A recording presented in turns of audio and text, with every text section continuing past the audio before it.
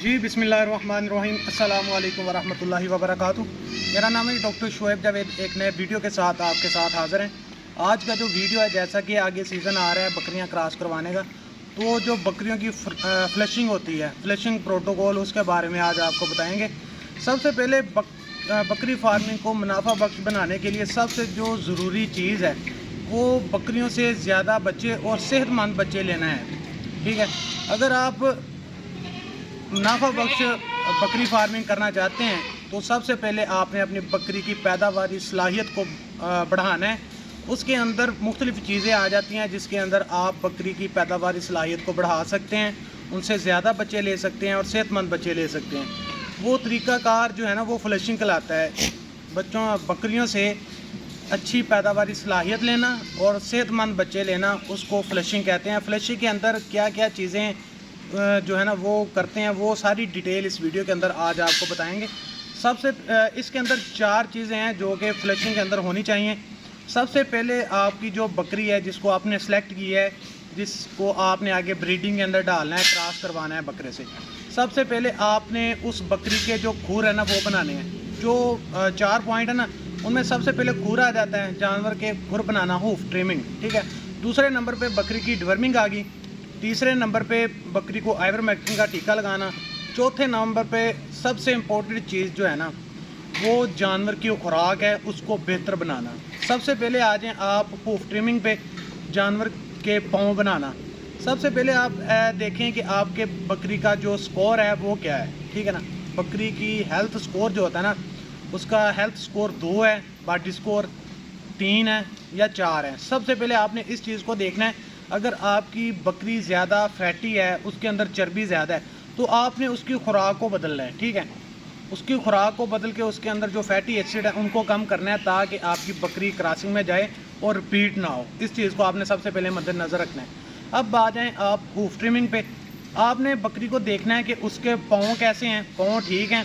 बाज़ औक़ात बकरियों के पाँव जो ख़राब होते हैं ना, वो गीलेपन की वजह से होते हैं। अगर बाड़ा आपका रहे गीला, बकरी के जो बाड़े होते हैं ना वो खुश्क होने चाहिए। अगर आपका बाड़ा गीला है ना, नीचे से पानी है, या फिर बाड़े के अंदर जानवर ज़्यादा है, पेशाब जो करते हैं वो सूखता नहीं है और बाड़ा खुश्क नहीं होता, उसकी वजह से जानवर के पाँव ख़राब होना शुरू हो जाते हैं।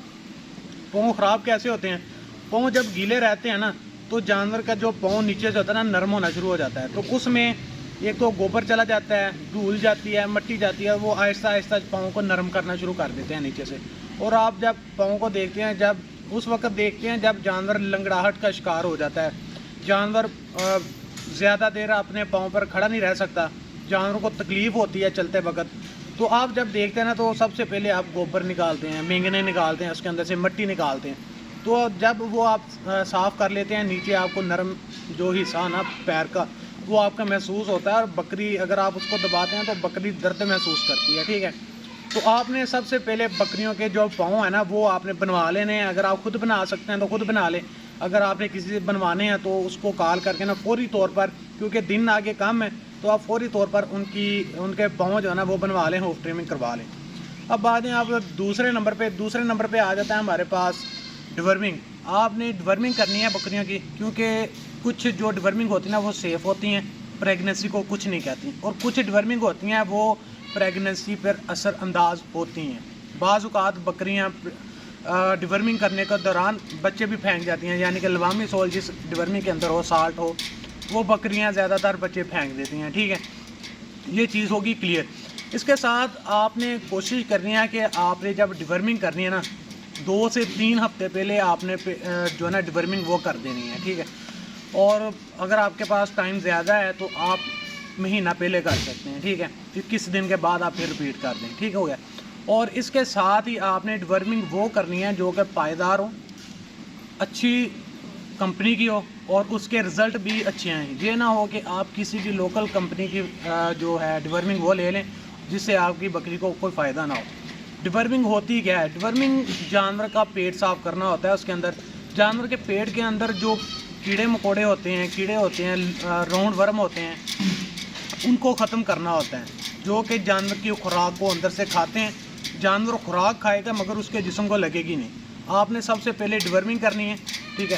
اس کے بعد آ جاتا ہے جی آپ کی ایورمیکٹن کا ٹیکہ لگانا۔ ایورمیکٹن کا جو ٹیکہ نا وہ بھی مختلف کمپنیاں ہیں، مختلف انجیکشن ہیں، تو اس کے اندر جو ہم نے سب سے زیادہ بیسٹ یہاں پر دیکھا ہے جس کے رزلٹ اچھے ہیں وہ یونیمیک پلس کا آتا ہے، ہلٹن فارما کا غالباً وہ انجیکشن ہے۔ اس کے اندر کورسلون ہے اور ساتھ میں اس کے ایورمیکٹن سالٹ ہے، وہ آپ کے جگر کے کیڑوں پہ بھی کام کرتا ہے، اور جس کے اندر جوئیں آ جاتی ہیں، لیکھیں آ جاتی ہیں، چچڑ وغیرہ آ جاتے ہیں، وہ ان سب کو ختم کر دیتا ہے۔ ڈورمنگ جو ہوتی ہے وہ جو جانور کے پیٹ کے اندر کیڑے ہوتے ہیں اس پہ کام کرتی ہے۔ ایورمیکٹن جو ہوتا ہے نا وہ جانور کے بیرونی جو کیڑے ہوتے ہیں ان پہ کام کرتا ہے۔ اس کے آگے آ جائیں آپ، نمبر 4 پر آتی ہے جی آپ کی خوراک۔ جب آپ نے بکری کو کراس کروانا ہے، ہمارے ہاں تو عموماً بہترین خوراک جو بکری خالی ہے، جو بکری پریگننٹ ہے، جو بکری کو ہم نے کراسنگ کے اندر لے کے آنا ہے، جو بکری ہمارے پاس ابھی چھوٹی ہے، 2 دانت ہے یا 4 دانت ہے، جس کو ہم نے ابھی کراس نہیں کروانا، ہمارے ہاں یہاں پر جو خوراک ہے نا گوٹ لینڈ فارم پر وہ بہترین دی جاتی ہے، جس کے اندر اچھا پروٹین کا لیول ہوتا ہے، اچھا گلوکوز ہوتا ہے، اور ہائی انرجی جو خوراک ہوتی ہے نا ہم جانوروں کو دیتے ہیں یہاں پہ۔ اس کے اندر آپ نے کرنا کیا، آپ نے سب سے پہلے اگر آپ سبز چارہ دے رہے ہیں یا پھر کوئی اور چیز دے رہے ہیں، جو خوراک جانور کی ہے نا وہ خشک چارہ ہے۔ بکریوں کی خوراک جو ہے نا وہ خشک چارہ ہے، اس کے علاوہ بکریوں کی خوراک نہیں ہے، سبز چارہ بکریوں کی خوراک نہیں ہے۔ آپ نے سب سے پہلے خوراک جو ہے نا وہ اس کو آپ نے اچھا کرنا ہے، اگر آپ نے بکری اپنی سے بچے زیادہ لینے ہیں جس کے اندر ہائی انرجی ہو، ہائی پروٹین ہو، ہائی گلوکوز اس کے اندر موجود ہو۔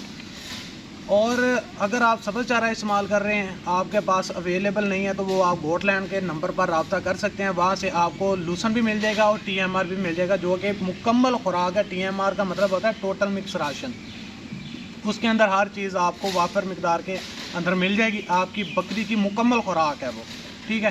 خوراک کے اندر آپ جو لوگ سبز چارہ استعمال کرتے ہیں، جو افورڈ نہیں کر سکتے ٹی ایم آر کو اور لوسن کو، وہ گندم کے دانے، چنے کا چھلکا جو ہے نا وہ لازمی استعمال کرنا شروع کر دیں، تاکہ آپ کے بکری میں پیداواری صلاحیت بڑھ جائے۔ اس کے اندر آپ جب خوراک کو بہتر کریں گے تو آپ کی بکری 2 سے زیادہ بچے دے گی، یعنی کہ عموماً گائے 1 بچہ دیتی ہے، بھینس 1 بچہ دیتی ہے، بکری جو ہے نا وہ کم از کم آپ 3 بچے لیں تو پھر ہی کوئی پروفٹ آگے نظر آتا ہے، ٹھیک ہے۔ تو یہ اس کو نا فلشنگ پروٹوکول کہتے ہیں۔ یہ چیزیں جو ہے نا وہ آپ نے